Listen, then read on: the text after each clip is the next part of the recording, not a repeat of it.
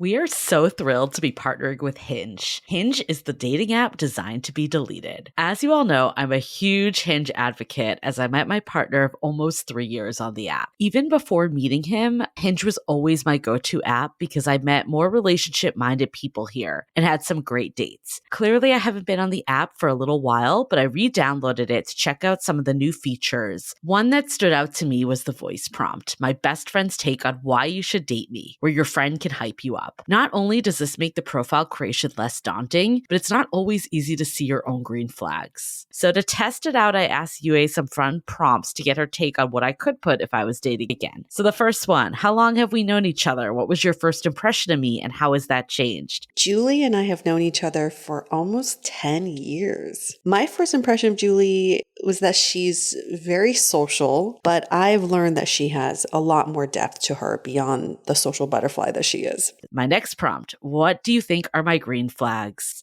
I would say she's deeply loyal. She believes in love, curious mindset, and she is fearlessly ambitious. And then last but not least, what kind of friend am I? Julie is the kind of friend who will always have your back, no matter what. Damn, that feels nice to hear. So download Hinge and try voice prompts today. Then find someone worth deleting the app for. Living with ADHD can be a challenge, and dating with ADHD is definitely a challenge, we've heard many of you say. But finding the right care and proper tools needed to succeed can be life-changing. Done is an online ADHD care platform that can get you all the resources you need to help manage your ADHD. Online visits, refills, and a 24/7 care team made for you. In just 1 minute, Done's online assessment can help kickstart your ADHD treatment journey. With experienced clinicians, worry-fill refills, and online visits, you can start getting personalized care as soon as today or tomorrow. So contact an expert team that can help you around the clock and get a personalized treatment plan just for you. Here's how you do it.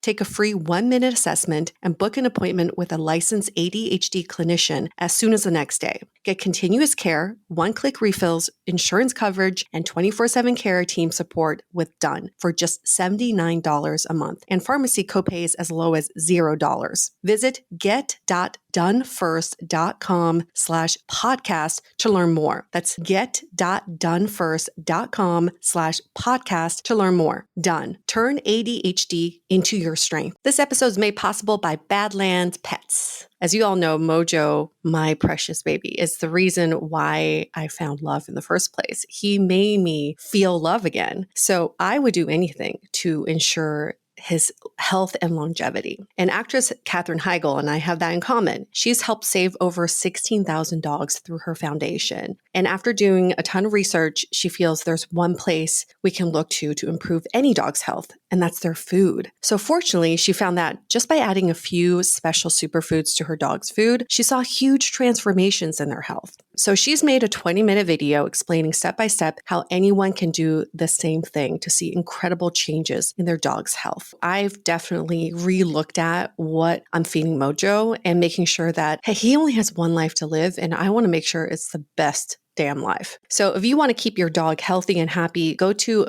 badlandsfood.com/dateable and watch Catherine's video right now. Again, that's badlandsfood.com/dateable. I was so excited to get my shipment from Last Bottle Wines in the mail the other day, full of incredible red wines, all from Napa Valley. I love wine tasting, so having this to my door couldn't be happier. Also, couldn't be more excited that today's episode is brought to you by Last Bottle Wines. If you don't know already, they're a Napa-based online wine shop with a twist. They offer just one handpicked wine per day until it sells out. And they're always at incredible prices. We're talking 30 to 70% off retail. And the best part is that there's no subscriptions, no fees, and no minimum purchase. And I could not be more excited to bring this offer right now because they're having a marathon sale, which is coming up March 28th and 29th. Even better, we're offering offering Dateable listeners 10% off your first order with code DATEABLE. So if you are a wine lover like me, this is a great time to join. And did I mention that shipping is 100% free? So what are you waiting for? Mark your calendar for March 28th and 29th, or get on it earlier if you want. You can sign up at lastbottlewines.com and use code DATEABLE and find out why Last Bottle is the most fun way to discover and buy amazing wine. The Dateable podcast is an insider's look into modern dating that the Huffington Post calls one of the top 10 podcasts about love and sex. On each episode, we'll talk to real daters about everything from sex parties to sex droughts, date fails to diaper fetishes, and first moves to first loves. I'm your host, Yue Xu, former dating coach turned dating sociologist. You'll also hear from my co-host and producer, Julie Krafchick, as we explore this crazy dateable world. Hey friends, welcome to another episode of the Dateable podcast. We are still in the off season, so I know you're all waiting patiently for season 14 to drop, but we are doing something fun for these next two episodes.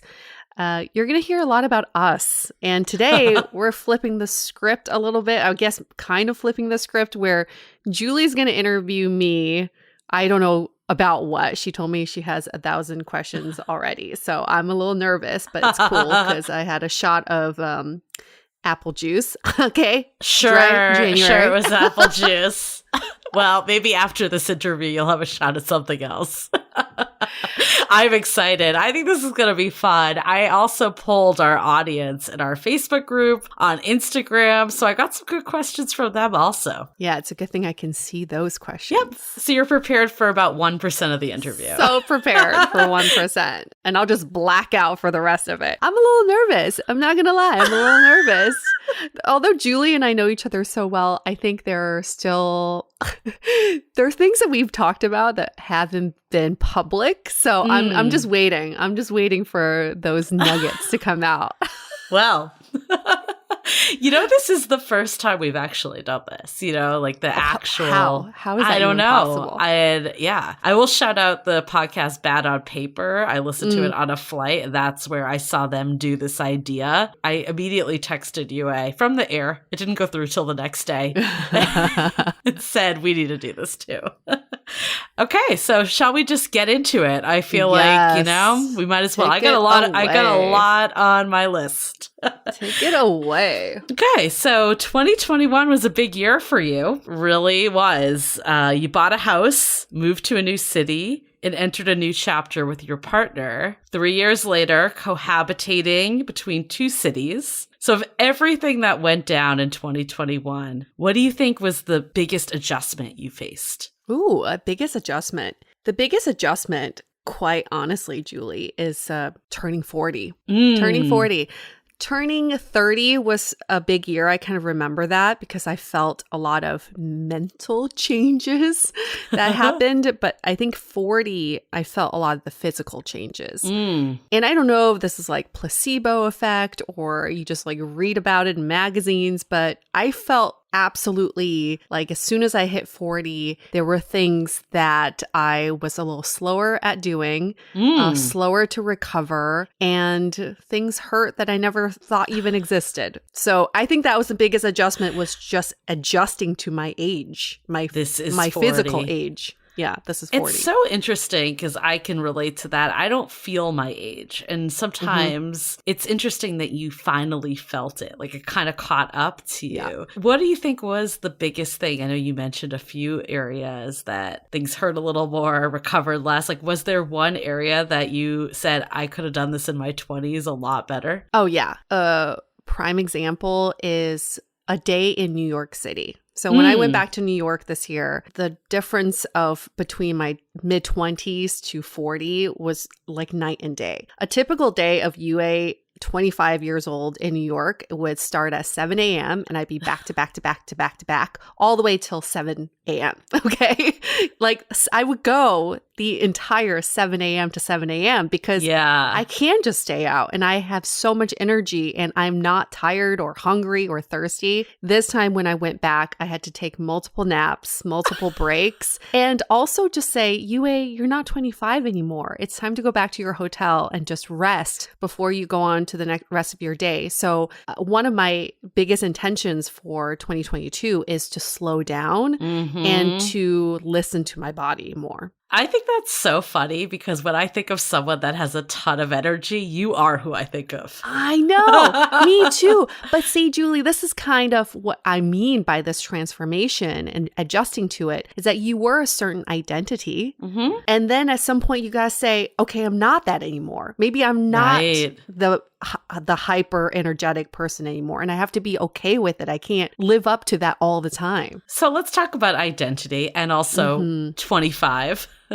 When you were single, we got a lot of questions from people that wanted to know, now that you're in a committed relationship, it's been 3 years. So in all due terms, I feel like that's a long committed relationship. Like you guys are in it. So is there something that you would say to your 25-year-old self that maybe didn't have it figured out back then, knowing now that you got it? I love that. I want to tell my 25-year-old self that nothing is permanent.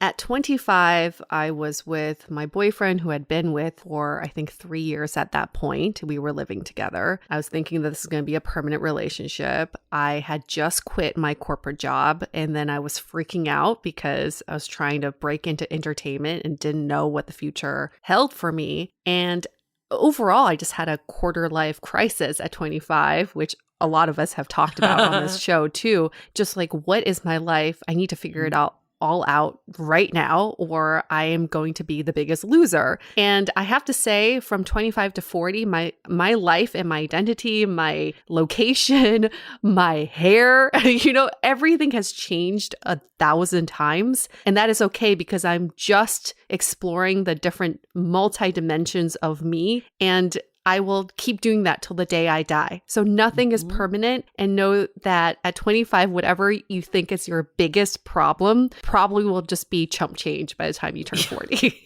One of the things that I find fascinating about you, I will emphasize one of the many. I feel like your past and the fact that you had this very serious live-in boyfriend that proposed to you, you could have had the traditional lifestyle. By now, you could have been in the burbs with 2.5 kids, a dog, and a white picket fence. You got the dog, but if you look at life, I think a lot of people were asking, one of the things they admire about you is that you have taken more of a non-traditional approach with marriage and, cohabitating in 2 different cities. Like, how do you think your mindset has changed around following societal norms of, getting married? I think I've talked about this moment before. I went to a wedding in Cabo with an ex-boyfriend of mine, and he's insignificant in this story. It was more this moment during this wedding where this couple, who I don't even remember their names, but they were, saying their vows, and one of them said, what I'm most excited about with you is creating new traditions with you. And they both come from a traditional Indian background. And that blew my mind because to me, I thought my job was to preserve tradition. But they were saying we can create new traditions together as a couple. And then I thought, why can't I do that as an individual? The future is it's such a beautiful canvas that we can paint whatever we want on. And we only know ourselves the best. So instead of following in another artist's footsteps, let's just call it that, because we're all artists of our own life, I want to paint a different painting for myself. And that may look like nothing before, or that could look like something very traditional. It doesn't matter as long as I am the artist for my painting. I love that. And being single all these years, you've gotten a lot of life experiences that are just different than if you were partnered up. Let's go back to kind of single UA. A lot of our listeners were curious about the worst date you ever had. We'll go there first. Ooh, the worst date I've ever had. I can't say I've had a really bad date just because, I mean, I think Julie, you can say the same. Like, we're just so good at dating sometimes, you're just like, because you've done it so many times, you're like, I can have fun with anybody. But I would say the dates that have been least memorable, let's go there, because I think that's a bad date when it's a very non-memorable date, was I was squeezed in a date between two other dates. So this was the filling in the sandwich date, and I don't remember his name. All I was trying to do was fill an hour gap between two other dates. And this poor guy had me for an hour where I was like, okay, still anxious, coming off the energy of the previous date and the anxious about going into the next one, that I was so not present. I felt like he was also like, who are you? I can't wait for this date to end. We didn't even finish our drinks and we left that place. Smuggler's Cove. Is that what it's called? Oh, yeah. I can't remember. The Pirate Bar in SF. Is that the one you're talking about? The Pirate Bar. Yeah. I think it was yes, it was at the Shout Pirate out to Bar. Smuggler's Cove for our SF listeners. We didn't have very good conversation because, again, I wasn't very present. I was just sandwiched between two other dates. And I remember when we were leaving, he was like, he didn't even say it was nice meeting you. He didn't even say that. It wasn't even like trying to be polite. I think we just said bye. I think that's such a fascinating one that you pulled out, because I feel like usually when people say the worst date, it's always about the other person. But you actually picked an example was about your, like, how you were showing up. And yes. I mean, I think from doing Dateable for 6 years, we've learned that is so much of it. It's easy to blame the other people, but a lot of it is on yourself. I guess from dating, was there anything you learned about yourself and what you're looking for in a partner? It could have been a great date. It could have been a bad date. Like, what kind of got you to maybe where you are today? You're always the protagonist in your story. You are the protagonist. When you put someone else as the protagonist, you have relinquished that control. So this goes back to what you just said, Julie, it's interesting. I brought up a story that where I was the one, it was my bad behavior, because think about how many times you've been the bad protagonist in someone else's story. Just because you're complaining about dating and external factors, there's someone out there complaining about you. You're the protagonist of their story. So if we can stop thinking about, or I guess this is more for me, my learning was that if I can stop putting other people as a protagonist, I will take more accountability for my actions and say, you know what, that date didn't go well because I wasn't in the right mental space, or I didn't bring the energy that I wanted to. I definitely noticed that shift with you. I remember when we first met, you would wait by the phone, waiting for someone that said that there were going to be plans, and then being really anxious and upset when they weren't following through. And then you had a shift that you're just like, fuck it. I'm going to do what I want to do. And, that's when things really click into place. So I definitely saw that with you for sure. One of the questions we got from a listener, Ashley, that I think is a really great question is she wanted to know more about dating as an Asian American woman. Can you kind of share any experience? I know it's like a really wide topic and we could probably do a whole podcast, but which we will. High level though, I guess, like, was there any moments that this played into your dating life? I think also for backstory for people, I feel like you used to date when I first met you a lot more white men, and now your serious relationships were always with Asian men though, which was always interesting. As a very, very keen observation. I can't wait to do this episode on dating as an Asian American woman, because we've done it. I don't think we've done it as an Asian American man either. Okay, so we got 2 episodes coming up. But I think I can only speak to my experience, and I can say that I was born in Beijing and I came to the States, and all the message I was getting was assimilate, assimilate. So I wanted to be a cheerleader. I wanted to date the football player because that's how I thought assimilation meant. That's what all the American TV shows and movies portrayed. So when I went to college, that was kind of what I thought was cool. The cool thing to do is you assimilate into white American culture. And that's why I predominantly dated white men after college, because I thought that's what you know, my parents worked so hard to get us to the States. So I should assimilate into white culture. What I kind of cringe on of now looking back, I was reading my journal from New York, you know, when I was like dating there in my mid-20s. I was proud to be someone's first Asian. I was proud. I was like a medal I was given. You know, if a guy is like, you're the first Asian I've dated, you're not as Asian as I thought. I didn't think Asian women were like you. And it made me so happy to feel like I was special. But I was being fetishized. That's all it was. But to me, it was like, oh, I'm being accepted by this man who never even fathomed of dating outside of his own race, you know? But I think what really flipped the switch for me was definitely in recent years. A few boyfriends ago, who comes from a very white American family, met my parents, and he said the words that he came out of his mouth were, "Your parents seem very non-intimidating." They seem nice, not that they seem friendly. They're so non-intimidating.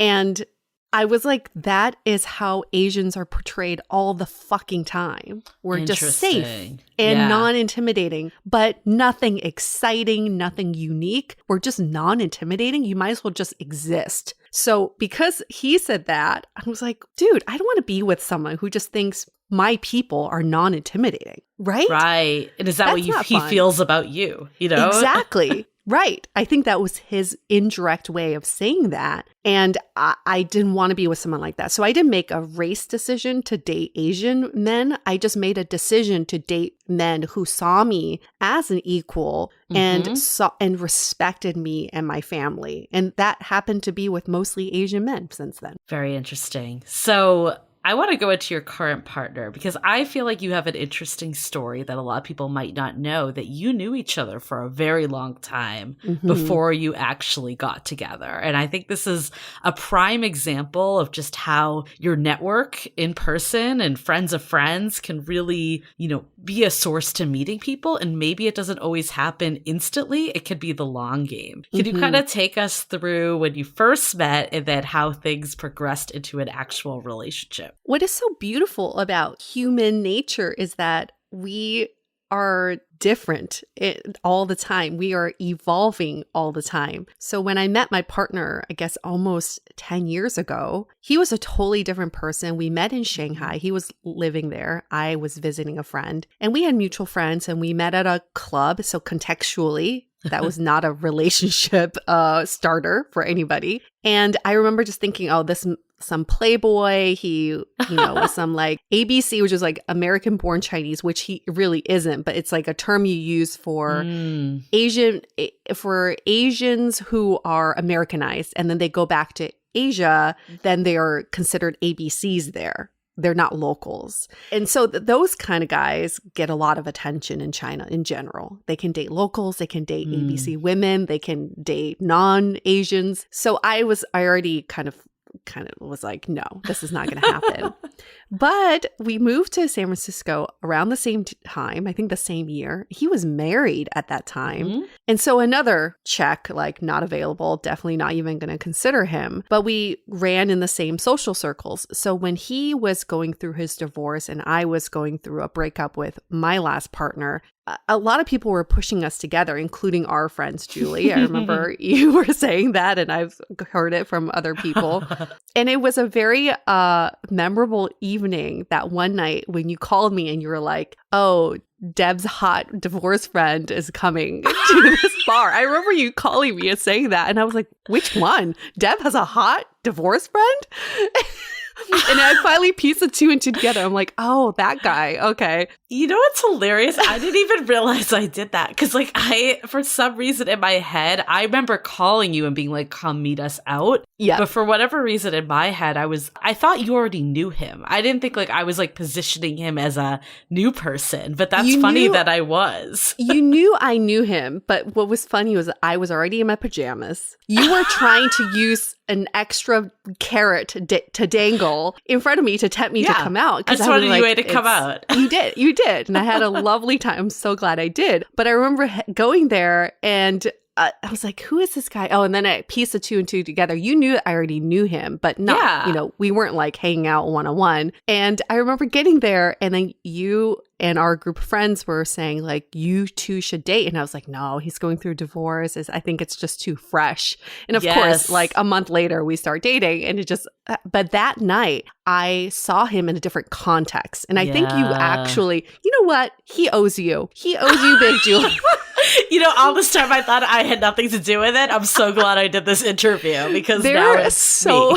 There's so many of our mutual friends who want to take credit for our relationship. I think it was you, Julie, though. You are the one that set the tone for us because I didn't see him in that context until you placed him in that context. And I remember going to the bar and I was like, oh, yeah, I guess I could be into this. You know what it probably was? Because I had met him before that night multiple times. Like without you. Me. No, with you. Oh, through me. Yeah, while he was married and in other contexts. I remember that SF MoMA party. Yes. And then there was another time that we watched some sports game. I don't remember what. Oh, there were multiple times, but I think like I maybe didn't make the connection that it was the same person. Like I probably texted you being like, this hot divorce guy's coming. Then I probably showed up and was like, oh wait, she already knows that guy. Oh, that would make a lot more sense. Because I was like, why isn't she just calling him by his name? I probably did put two and two together. So yeah, thanks. I guess I did it all, clearly. Well, you said the context. Context is so fucking important in dating. Yeah. Oh, totally. Well, I remember, this is one time I do remember, is when you guys started to you started to hang out again. You invited him to watch the movie Crazy Rich Asians, which I saw with you 3 out of 4 times. Mm-hmm. And I remember you told me he was going to come also to the screening. And then we ended up at a karaoke place with him and his business partner, friend. And I remember looking at you and I was like, oh, she likes him. Like, I remember like thinking like, I haven't seen you look this way, especially coming off your past relationships. So maybe you could talk about, obviously you don't have to go into intense details, but like, what is it about kind of like your last relationship that you knew wasn't the right person? And how do you feel today? Something that happened in my last relationship, and I know we talked about this one on our schemas episode, was he and I went to see couples counseling, and then we saw a private therapist. And the therapist asked the question, to each one of us, do you want to get married to each other? And his answer was whatever she wants. And I was like, I don't want to be with someone who just wants what I want. And you knew him, Julie, like the nicest, most wonderful man, right? And I still think about him because I really admire him. I think he's just the kindest person. But he didn't know what he wanted, and he only just wanted what I wanted, which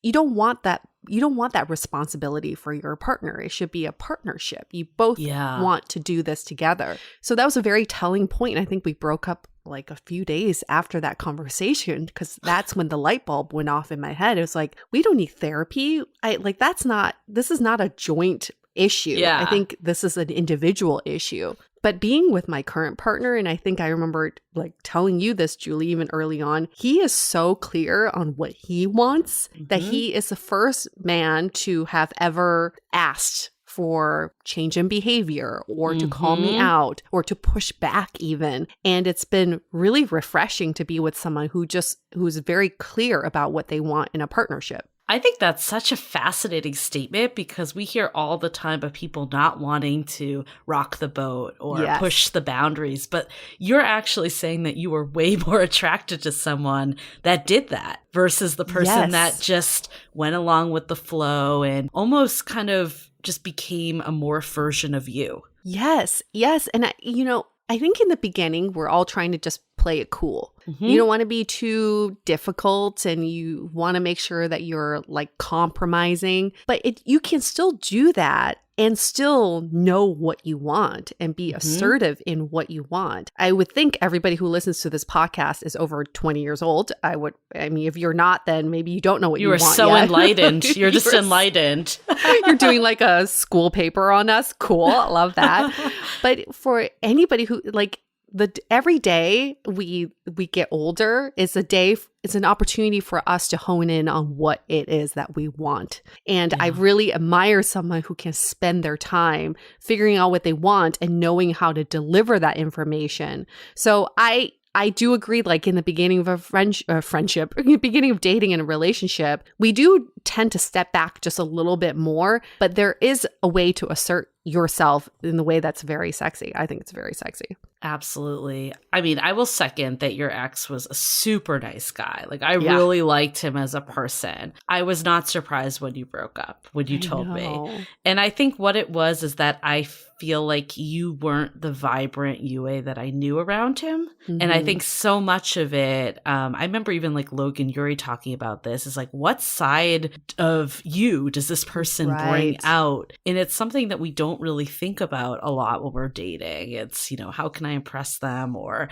even how do they make me feel? But like, it's almost a layer deeper of this. Am I my best self around this person, or am I the version of myself that I want to be? My question for you, well, hold that thought for a sec, because I think now memories are coming back. So when we broke up, I didn't tell anybody for like a month or two. I remember, and it was just because, I don't know, my friends didn't see him. So it wasn't a big shock that he wasn't coming around. But when we were walking, I remember you and I were walking and you asked something about him. I was like, oh, actually, we broke up. You weren't even shocked, you know? And that's when I was like, okay, this was the right decision. Because you were like, oh, yeah?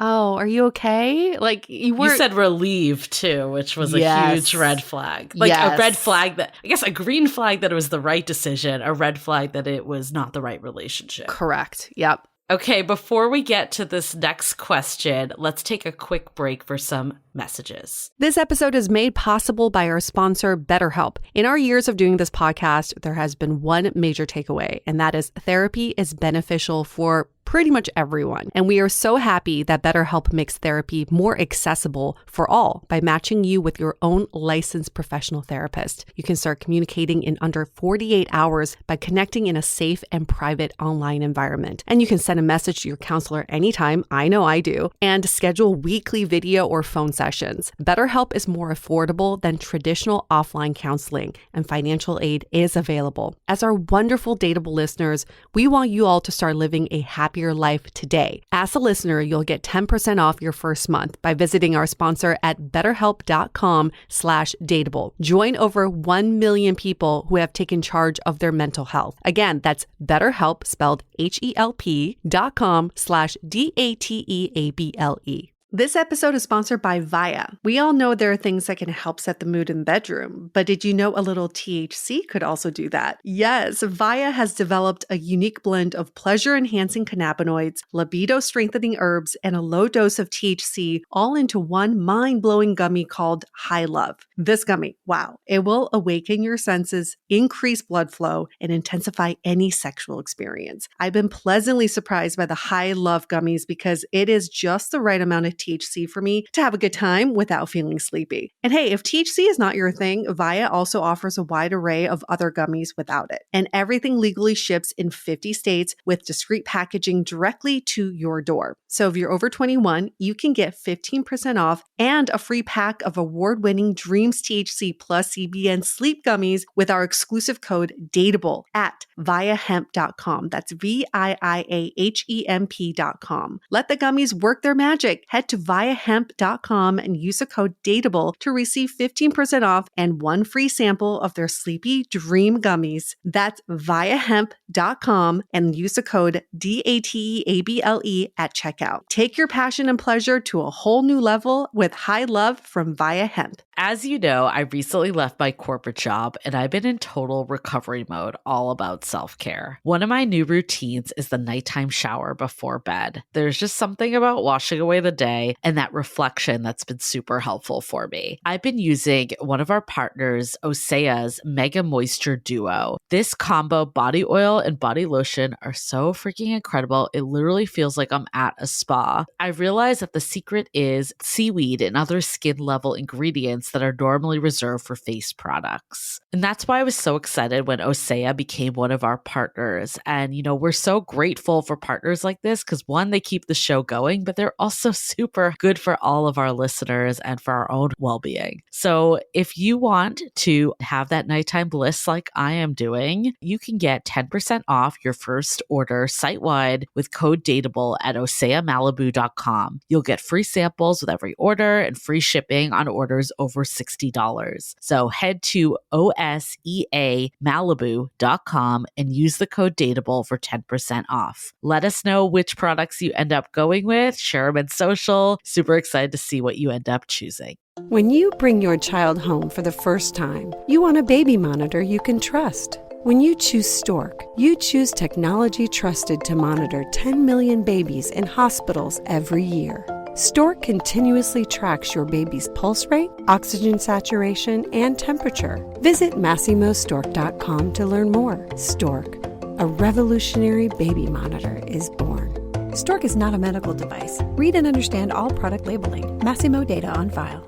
So I guess with your partner now, 3 years in, things turned a lot for you both during the pandemic in 2020. Mm-hmm. At the beginning, it was clearly a good relationship, but it wasn't the level of seriousness that maybe in 2020 it became. I think there was a forced live-in together with the pandemic, as many couples at the start of the pandemic faced when we didn't know how long this would be going on for, if we could go between homes, all of this inevitable. So maybe had you moved in quicker than maybe you would have if it wasn't the pandemic. Can you kind of walk us through what the pandemic did for your relationship and how it's different now? I think before the pandemic, even though we had a very solid relationship, we were still just dating. Dating meaning we saw each other during our free time. We didn't see each other during life moments. And what the pandemic did was, push us together, was like face life together. And that was kind of a shocker for both of us because before that was just fun and games. We were activity partners, companions. And now all of a sudden everything's shut down and all we have is each other. So we really had to focus on our relationship. And Julie, you know this, it was pretty rocky in the beginning. We had multiple fights. He asked for space. I was like, fuck you, I'm leaving, Whenever anybody asks for space, I'm like, fight or flight. So I moved my shit out for a whole weekend. And then I came back crying. Very vividly. You're like, we're doing a Zoom call now. That's just my knee-jerk reaction. But it was good because it made me step back and think, why do I react this way? Because I am so afraid of facing life with someone that I am retreating so much. So I decided that we weren't going to do that. That's like not the person I want to be. And something that's interesting as a couple is during the pandemic, you can almost define your culture together. Companies define their culture. An ethnicity can have a culture. A couple can have their culture too. And we define our culture as adventurous, not scared of adversity and conflict, and constant growth. That's kind of like our culture. I love that.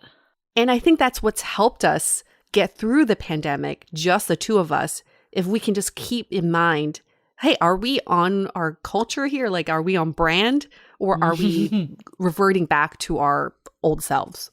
I love that. I think you brought up so many interesting points. I think a lot of couples, even if they've been dating a year plus, you're kind of living separate lives, but doing stuff together versus partners who are doing life together. And it is a difference. And you don't need to necessarily live together. And some people go faster than others. It's all across the spectrum, but I do think there is a distinction, and it's not always measured in amount of time you've been with someone. So true. I mean, there's a huge difference between come over to my apartment and I'll cook dinner for you versus it's another work day. All right. Both of us are busy. Who's doing lunch? Right. Are we making lunch together? Like, that's a different conversation, but they were both around a meal. The premise of it is just very different. Yeah. So what do you think, this came from one of our listeners, what do you think's the most surprising thing about living together that you've encountered? For me personally, I think the most surprising thing is my only child tendencies have come out more than I thought.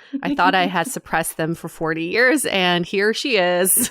Hey, she's back. And part of the only child tendencies is I don't like to share things, space, people, like air. I just like my own everything. And I also just go through the day without a routine. I eat whenever I want. I do things whenever I want. So that drove my partner insane because he's very much about like, okay, are we eating lunch at 12? What's going on? I need to know like the rundown of the day. So I think the only child tendencies have shown a different side of me that I thought had been dead for a while. But that's good though, because it means that this partner is invigorating me and inspiring these different parts to come out and just be like, hey, what's up? This girl's out now. What do you want to say to her? I love that we have an episode coming up in season 14 that kind of goes into the different parts of us. That's so fascinating. We got a really funny question come in. And oh boy. Funny. I wasn't sure if it was who it was directed to fully, but it was, what are your pet peeves about each other? And my clarifying question was about Yue and I, or about Yue and her partner. So you can take this question however you want to go. Oh boy, that's I don't know. Do we answer that about each other? Do we answer that? That is really funny. Well, Julie's my longest relationship ever. You're mine too, so I guess I should answer it about her. It's not really a pet peeve. It's more like Julie and I just work on different wavelengths. So Julie's like go, go, go. And she can juggle 1,000 things. Like people always say you can't multitask. I think Julie is the queen of multitasking. She is the person to prove that multitasking can exist. And I'm the person who thinks she can multitask when I'm such an Aquarian in that way where my mind just goes wherever it wants to go. So I think we're just like on different wavelengths, and you can see it by our text messages. I knew you were going to say that. Because Julie's very train of thought. She's also texting from her computer, so you can type a little freely on there. Right? I'm not actually texting from my computer anymore. My God, how do you fucking do it? Aren't your thumbs tired? My partner also agrees with this sentiment, and my coworkers have also agreed with this sentiment that I send a lot of train of thoughts. I knew you were going to say that. And the best part of Julie's train of thought text is that sometimes she answers her own questions. So sometimes I just let her be. Like, she'll just keep texting, and at the end, she'll be like, never mind, I got it. And I'm like, perfect. You're like, I'm glad I could help out. Yeah, she's like a self-cleaning oven, She just cleans up her own mess. She's like, I got it. Like, great. A self-cleaning oven. Is that the sexiest thing? If I had a dating profile, that's what I'd put on there. But so here's the pet peeve part is that sometimes I feel the pressure to do and work faster. When you're with someone who can work on such a multi-stream, fast-paced wavelength, and you're just going down the stream, you're trying your hardest to find your way to fly yourself up there. So it does bring that pressure that then I have to separate the two. Like, is the pressure worth my time to think about, or should I just think about the things I actually need to do? Yeah. Well, I definitely don't want to make you feel that way. I know it can feel that way. I think also, like, I need to learn too that just because I operate that way, that doesn't mean that that's how many people operate. So I knew that was what you were going to say, but I thought that question was just really funny because I didn't really know who it was directed to. And then when I did clarify with the person that submitted it, he's like, it could go either way. Like, you guys pick. Well, perfect. Which was even better. But going back to you and your partner, because it's more interesting. Oh, no. Our relationship's a lot more interesting. Well, debatable, yes. Debatable, right. Yes. But speaking of we'll do bi-city relationships is where I'm going anyway. So I guess that applies to both of us. So you and your partner kind of had a little bit of a change this year that you moved to LA and bought a place, and he still had a residence in SF, obviously was living with you in LA too. So it wasn't completely bi-city, but it was kind of juggling two cities. How did that, how was that, I guess? Maybe just high level, like how did that go and what was challenging and what worked really great about it? This was one of the most transformational choices that we've had to make as a couple that have changed how we view our relationship moving forward. And I'll explain this by saying that for a long time, I thought in a partnership, you have to make very definitive decisions together. It's either or. So when I was thinking about moving to LA, I was afraid that the conversation would be we either move to LA or this relationship is over. But it's an yes and decision. So we were thinking, how can we be creative about this? Yes, I want to move to LA. I am moving to LA. I had already made up my mind. And how do we make it work? I love that. That set the tone for all of our decision making. Is like, it doesn't have to be so black and white. You can think more creatively. So the way we've set it up is he can work remotely most of the month. So he'll be in LA with me most of the month. And then he flies back to San Francisco for like 1 week a month. So it's almost like a business trip. And I can pretty much be remote too. So I try to go with him whenever he goes back to San Francisco, and I get to see Julie whenever, the chance presents itself and when COVID is not rampant. But it does give me an opportunity to reconnect with my San Francisco friends and be in two cities, which are two wonderful cities. So I feel very privileged that way. Is it going to be sustainable and stay this way forever? Probably not. But at least for right now, it works pretty damn well. Yeah. I mean, I think one of the things I've admired about you and your partner is that you do create your own rules. And I love that it doesn't have to be this either or all the time. You've mentioned this on the podcast, and some people commented this as a question to some of our listeners, is that you felt the pressure sometimes by your parents and, other friends to, why aren't you married? Why don't you have kids yet? Especially when you hit that 3-year mark, I think whether it's justified or not, people feel like you should be in a certain place. And that's society that's dictating that, not what actually matters. How have you kind of learned to, one, fight back on that, and then also internally be comfortable where you are? One hack that I can give everyone that has worked for me is remove the word should from your vocabulary. Yes. And if someone says something to you, like your parents or your friends or whatever, who say, you should be married by now, you should have kids by now, you can ask them, how would you ask that question if you remove the word should? So then it forces them to say, okay, by now, would you want kids? By now, would you want to be in a marriage? So then it becomes more collaborative versus, I know everything and you should be doing this. So removing should is number one. Number two is, again, nothing is permanent. And just know the decisions you make today may not be the decisions you make tomorrow, but it's okay to flip-flop. I still flip-flop between the two almost every day. Like some days I really want it, some days I don't, but I'm not so much suppressing it or depriving myself of it. I just let myself feel it and know that nothing is permanent, and I can be kind of a little bit of both, like wanting it and not wanting it at the same time. Yeah, I think something interesting you said on a past episode is that your parents have been living with you for a little bit and they've now seen you as a unit. And the best way to kind of overcome some of this is just to see the commitment levels, because some of it was maybe coming from a place of like, is this person committed to you? And, our parents' generation, marriage was commitment. And that doesn't mean that is the way it is anymore. I guess, how have your views of commitment changed is my first part of the question. And then the second part is, how have you and your partner become more committed over the last year? The action is proof is in the pudding, and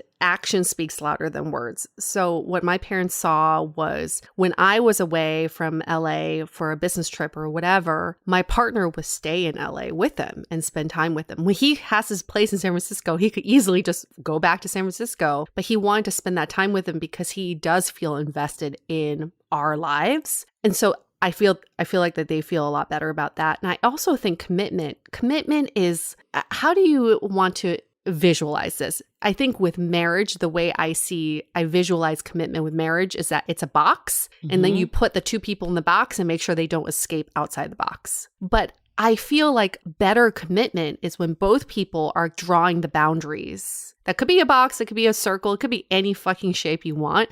But what if two people are just constantly drawing the boundaries? And you can push the boundaries, you can expand the boundaries, you can tighten the boundaries, but it doesn't make you feel so trapped in a box.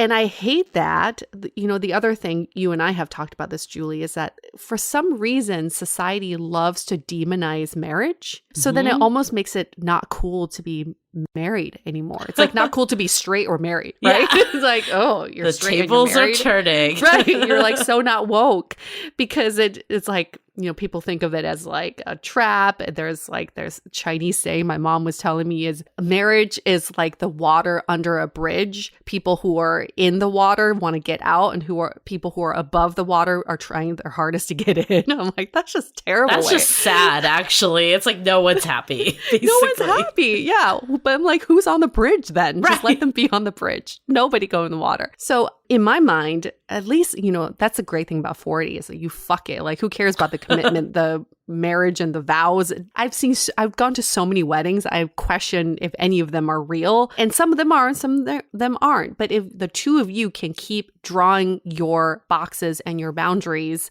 that's commitment right there. Because commitment is between two people who are committed to making it work. I love that. And I think you've said this to me too. It's like sometimes we're always so focused on like, what's the future going to hold? Are we going to get married? Are we going to get divorced?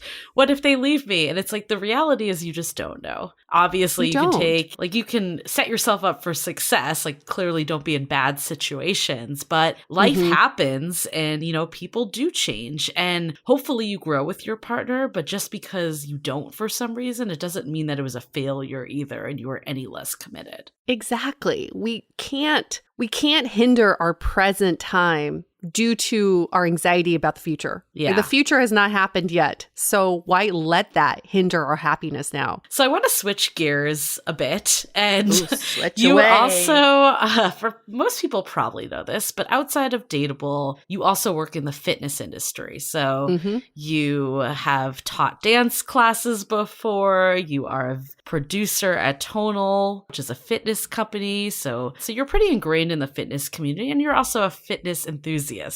And I think of someone that's like always trying some new fitness routine or dancing. Fact. Do you think there's any parallels between the fitness industry and the dating industry? So many. I'm so glad you asked this question because I think about it all the time. My coworkers think I'm crazy, but it's true. So I'll give you this very, very interesting example. I do casting for Tonal now, so we're always looking at new coaches. Instead of getting kind of like echo chamber opinions about the people we're seeing, I wanted to go out to a focus group that could get a good sample across the nation of people from all walks of life, color, gender, sex, age, etc. And I presented this group with a very diverse lineup of coaches who we have Black coaches, we have like body positive female coaches, we have an Asian male coach, just quite the diverse range. And I wanted to see how they would react. And I don't know if you can kind of guess what the results were. I'm assuming it was similar to what people see on dating apps. Yeah. So what is so fascinating, my point in doing this focus group was trying to get more people to say, that person resonates with me because they look like me. Everybody gravitated towards the white man. Everybody ranked him the highest. Interesting. Everybody said, I would only want to work out with him. And the women fell at the bottom. And the ethnic men, the minority men, were in the middle with some, it was kind of polarizing. Some people either said, I can see it or I don't see myself working with them. But everybody put the white male at the top. And when you go a little bit more, one layer deeper of asking them why, they all said, because he looks like every other fitness person I've seen on DVDs and on TV. And this is the problem with dating apps too, or just dating in general and media, is the attractive people. Well, who we find attractive are because who the media has portrayed as attractive. It doesn't mean that, attraction and beauty is in the eye of the beholder. It's so true. It's not like this one look, but Hollywood seems to think it's one look. And that's why for so many years I dated this one specific type of man because I thought that was what was attractive. Yeah. Didn't mean that I found that type to be like the most attractive, right? But this was mind-blowing for me in the fitness industry because I was like, we got to change this. This is why we need representation. But this is also why we need representation in dating too. This is why you need to open up your filters and be more open to dating outside of your normal type because you don't know what you don't know. Yeah, that is a very interesting parallel. I never thought about that, but I can, as soon as you started saying it, I'm like, I know where this conversation is going. It's like the data that OkCupid presented of who's at the top and bottom of dating pool, right? Yep. And getting the amount of swipes. So you also used to work as a dating coach, and I know that you have a lot of opinions on the industry, for better or for worse. Too many. Can you share kind of, let's start with the positive, maybe what's good about the industry and dating coaching, and then also what can be more toxic and problematic? Okay. I like that you want to start with the positive because there are positives and we've never talked about them. The positive is I think so many people in dating feel like they're going through something alone, and that loneliness can manifest into mental illness. It can manifest into depression, that downward spiral. So dating coaches have provided a sort of sounding board, a sort of companionship, or even like therapy for a lot of people who feel like they're going into dating alone. Now, that's a positive. The negative of the industry is that dating coaches are not incentivized by true love. Dating coaches are incentivized by turnover of clients. They're incentivized by money, and they're incentivized by fast results. Dating coaches are basically like politicians. Politicians just want to show the most progress while they're in office, right? But then after they leave office, they don't give a shit because they just want to they want to take credit. So that's why dating coaches want to give you the hacks and the tips and the tricks so that you get that immediate result. You get to sleep with more people, you get more matches, but they don't care about the long-lasting true love. And that's the ugly side of dating coaching and matchmaking, is that they are not incentivized by your true love. I remember when I was a number for someone that was paying. Like basically it's like a date that they're promising you to say, I got you a date, but was it the right fit? Did it actually help that person? Yeah, I could totally see that. It doesn't matter. Yes. No. You're just there to fill a quota. Exactly. So what's one personal or professional goal that you have for yourself this year while we're talking more about you as a professional? Whoa. Okay. You didn't think I was going to go here. You're like, I don't have this one prepared. Okay, so Julie knows this also well, and she's been very kind in pointing it out to me. But I do have career ADD. I tend to bounce around from job to job. I have many interests, and I do them for a year or two, and I get bored. But something that I wanted to really hunker down on this year is to think about what's one of my interests that I can put a stake in the ground a little bit more and grow from there versus like just spreading myself too thin like I do every year. So, I think about like my longest relationship has been with DATEABLE and has been with Julie, and we've created this amazing community and all this great content. This is the place where I want to keep watering this plant and see it grow and spend more energy and time into DATEABLE. And I'm not saying this just because we're on our show, DATEABLE right now. It may sound very do the total interview next week. I'm just kidding. Right. I'll be like, no, fitness is my one true love. That's how you date multiple people and get away with that. That's what dating coaches teach you.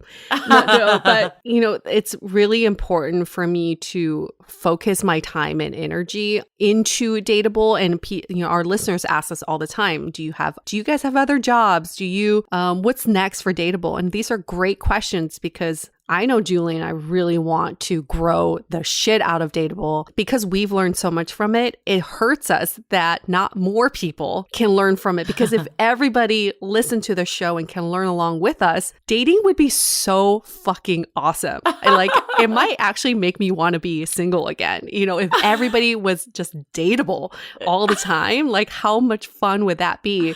But that is our mission. I'm very passionate about that. I mean, I'm sure that's music to our listeners' ear, that's where the area you want to double down on. But I think I've thought about this too. And I think it's actually interesting because I've also had many career paths in a way, but they almost all can play into what ends up happening in the future. So I think, I mean, you said that you get ADD, but we've been at this for 6 years. That's a pretty damn long-term relationship. It's because I have you. It does help. Yes, I accountability. agree. I think if I was doing this solo too, it would be like, it's just hard to get that push, right? It is. Yeah. I would have been out like at year 2 if I was doing it by myself. Podcasting's a lot of work, no joke. People have no idea what goes into it.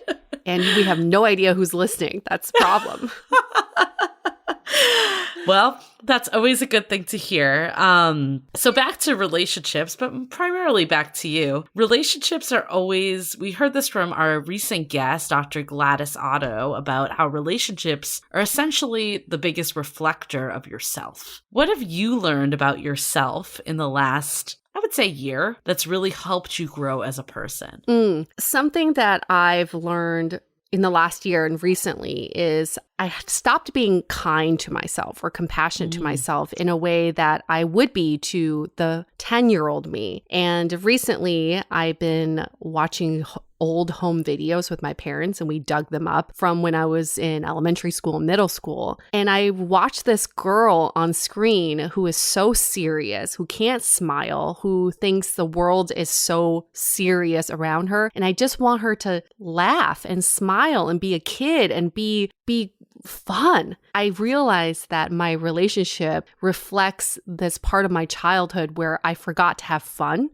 and keep things light and just be silly. And I want to bring that Yue back, or even bring her out, because I was not that when I was 10, and just be kind to her and say, it's okay for you to just be a kid right now, and tap into that, because it's not that serious. I love that. Tap into your inner child, but in a playful way. Yeah, literally tap into her. And then the very last question I have to close it out is, what's one thing you'd like to see happen for the Dateable community this year? So many things. One, I want to see it grow like no other. We need more people in this new movement. It's a Dateable movement. It's a movement. And I want this community to kind of keep each other accountable. I think with dating, what happens many times with dating communities is that people want to talk about their negative experiences. I would love for people to talk about their positive experiences too, and say, when someone's had a bad experience, can say, this also can happen. There are positive experiences. I don't want us to get into the Yelp reviews of a dating community where everybody just bitches all the time. I'm not saying that's us right now, but that's cool. It can happen. But what if we were to highlight some of the more positive moments? Because dating ultimately is one of the most important aspects of our lives, and we're making very important decisions in choosing our potential partners. So we should be more thoughtful in the way that we think about dating and how we frame dating to ourselves and to each other. Well, this has been so fun. This is the first time You're we've done this. Good. I mean, you should be a podcast host. I was going to say, you're so good. You're so insightful, and I learned so much. But actually, I did. Even though I know you super well, and I probably knew some of the answers to these, I think just the way you said it, it made things click even in my own life. And I'm hoping that other listeners can feel the same way. And just hearing your journey and hearing how you've changed, and people, when we're dating, it can be like a 20-year spread. People really do change a lot. So I think it's a really good reflection that nothing is permanent. I love that you said that. And, hopefully gives people hope of what's around the corner, or makes them appreciate what's going on in their current lives. You're a wonderful interviewer. Those questions were fantastic. Thanks to everybody who came up with questions. I cannot wait to turn the tables next week on Miss Julie here, because I already have so many questions for her. Oh, I'm a little nervous, but it's gonna be good. It's gonna be good. UA is the master interrogator, so interrogator. Oh my god, I love that. That's my reputation. Not just the interviewer, the interrogator. No. I'm going to bring up shit from, like when Julie was like 13. I'm going to like, she's like done her research, called everyone. Tell me about Johnny Smith from 6th grade.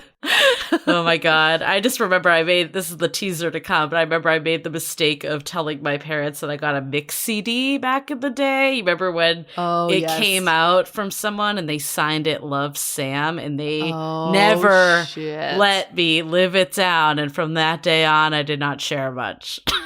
Oh, shit. Wait, maybe that contributed to some of my privacy current day. Who's Sam? Okay, no one that matters. Yeah, saving it for next week. I can't wait. That's the best teaser for next week. Find out who Sam is. Someone so insignificant in my life. And if you are the Sam we're talking about, please call in. Well, that's it, right? That's it. We'll wrap this one up then. Ooh, okay, I'm going to clean up my armpit sweat. Thanks so much. Thank you all for listening. We'll be back next week. And, if you enjoyed this episode, please give us a 5-star rating in Apple Podcasts. And we think that you are the most dateable person if you do that. Yep. Tell a friend. That's how we get the movement started. Let's help UA's movement come to fruition of making everyone a better, more dateable person. So when you're swiping on apps, you see fellow dateables out there. That's the goal. Yes. Put that in your dating profile. Hashtag stay dateable, and see who else puts it in there. And then you know who's it's like good. The secret code, and it's a convo starter if nothing else. Exactly. Yes, exactly. All right, we're going to wrap this up. Stay dateable. The Dateable Podcast is part of the Frolic Podcast Network. Find more podcasts you'll love at frolic.media/podcasts. Want to continue the conversation? First, follow us on Instagram, Facebook, and Twitter with the handle @DateablePodcast. Tag us in any post with the hashtag StayDateable, and trust us, we look at all of those posts. Then head over to our website, dateablepodcast.com. There you'll find all the episodes as well as articles, videos, and our coaching service with vetted industry experts. You can also find our premium Why series, where we dissect, analyze, and offer solutions to some of the most common dating conundrums. We're also downloadable for free on Spotify, Apple Podcasts, Google Play, Overcast, Stitcher Radio, and other podcast platforms. Your feedback is valuable to us, so don't forget to leave us a review. And most importantly, remember to stay dateable.